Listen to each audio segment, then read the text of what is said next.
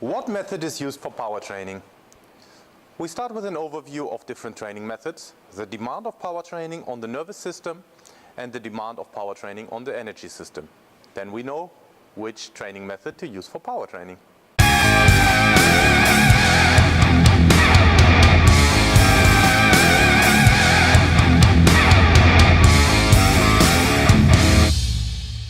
What method to use for power training?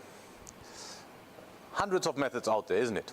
So I've heard so many different methods. Bulgarian method or Russian method or German method, whatsoever.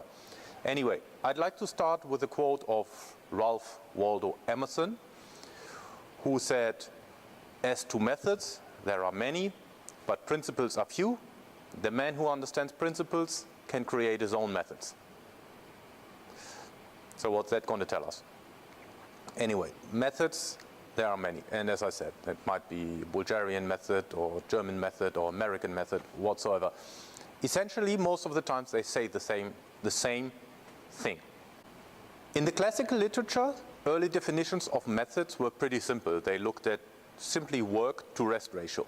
So whether we work and then we have complete rest, or whether we work and we have incomplete rest, or we work and we have no rest. For example, in endurance training, the long, steady kind of activities, it's just one method where you work continuously. So if we now look at power training, we have to look at what is the demand on the nervous system of power training.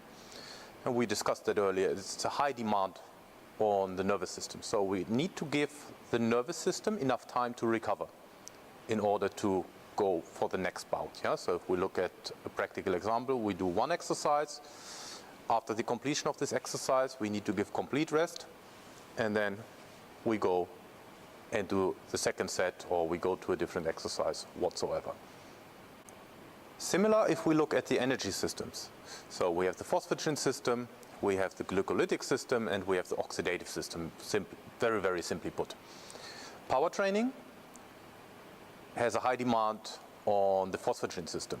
So the phosphogen system, if we recall, offers high amounts of energy, but lasting for a short period of time, and then needing also a longer time to recover. So what that means.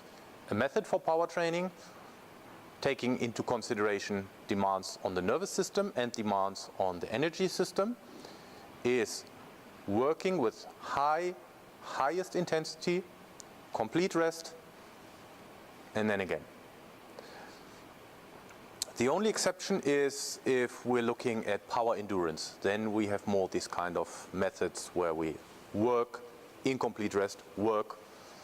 Yeah, it can be in a circuit fashion, so we do one set here for this amount of seconds, the same amount of seconds of rest, and then we go to the next station.